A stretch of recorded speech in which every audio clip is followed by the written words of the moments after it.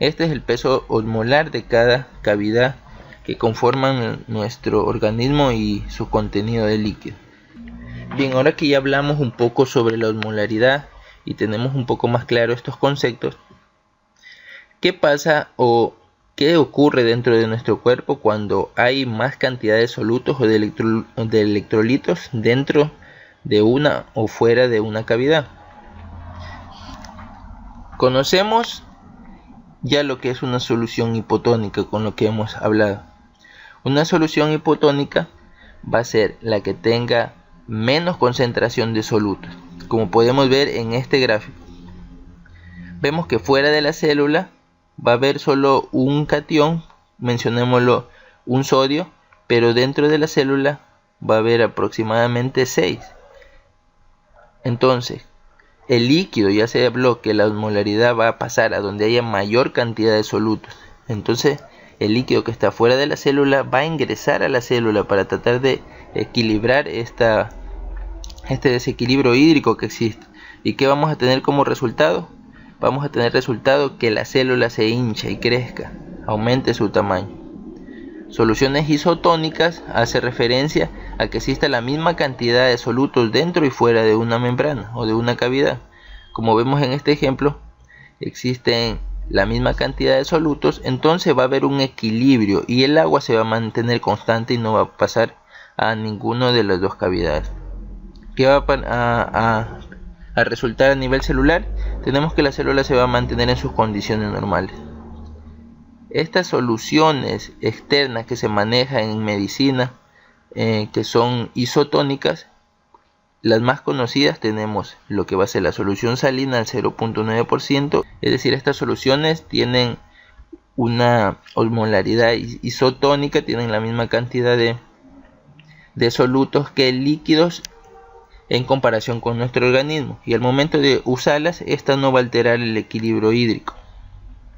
En cambio, las soluciones hipertónicas,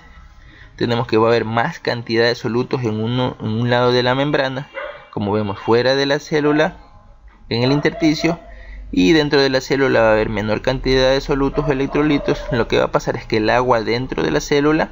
pase a través de las membranas a tratar de equilibrar eso, y como resultado vamos a tener que la célula se deshidrata y se va a recoger. Bien, una vez luego de haber recordado todos estos términos y conceptos, ahora sí podemos pasar a hablar lo que ya va a ser en sí la presión oncótica capilar y la presión hidrostática. Entonces tenemos una representación gráfica de lo que va a ser el plasma sanguíneo con un respectivo vaso sanguíneo y el espacio intersticial. Tenemos que tener en cuenta que la sangre, al momento de pasar o atravesar a lo largo de los vasos sanguíneos, va a ejercer una fuerza contra sus paredes. Esta fuerza que ejerce la sangre hacia las paredes, empujando a esta fuerza, es la que se la va a denominar la presión hidrostática. Mientras que, como ya conocemos y ya vimos en los conceptos anteriores, dentro del plasma sanguíneo va a haber gran cantidad de proteína, mucho más que en la del espacio intersticial, siendo así que va a haber una carga positiva o va a haber mayor carga de solutos dentro del plasma sanguíneo, lo que va a hacer que el líquido que está en el espacio intersticial intente ingresar por presión osmótica o por ósmosis a lo que va a ser el interior del vaso sanguíneo, ejerciendo de igual forma una fuerza hacia el interior del vaso. Entonces tenemos los dos conceptos. La presión hidrostática va a ser la fuerza que ejerce la columna de líquidos sobre la pared del vaso sanguíneo con la finalidad de atravesar a este, mientras que la presión oncótica capilar o la presión coloideo osmótica, como ya repasamos que es ósmosis, es la fuerza o la presión osmótica que va a ejercer la proteína dentro de los capilares hacia el agua que está fuera de los capilares y ésta intente ingresar adentro de ellos. Esta presión oncótica va a estar importantísimo definirla dada por la proteína dentro del capilar, específicamente la albúmina. Entonces, como ya mencionamos, la presión oncótica capilar va a hacer que el líquido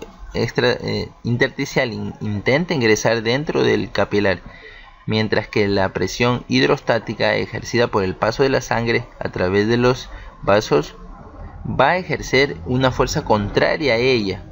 haciendo que estas dos fuerzas choquen y se mantengan, una empujando hacia adentro y otra empujando hacia afuera, es decir, se mantengan en un equilibrio, y de esta forma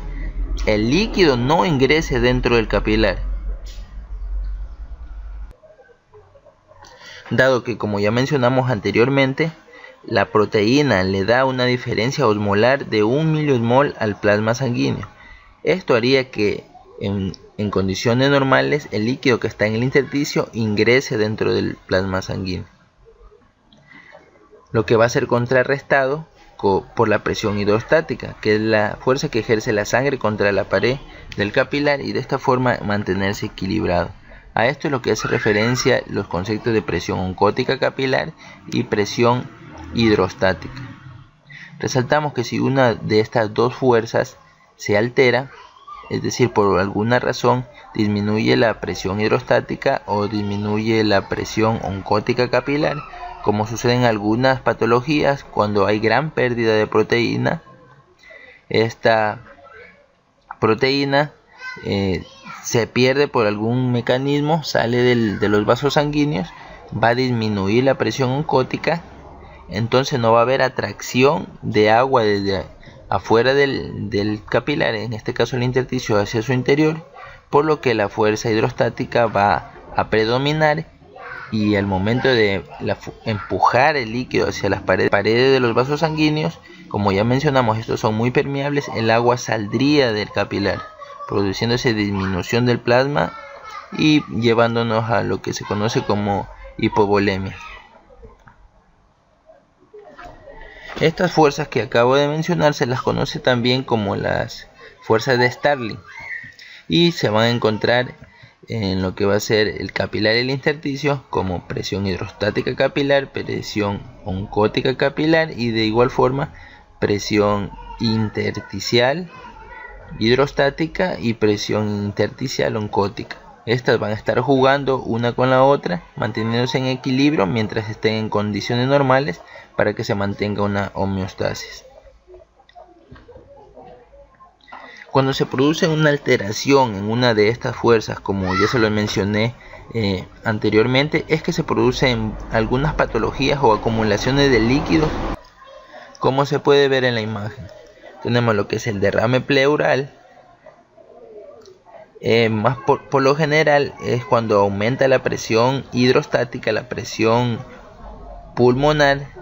Hipertensión pulmonar hace que la presión hidrostática aumente y venza a la presión oncótica capilar, y el líquido salga desde los vasos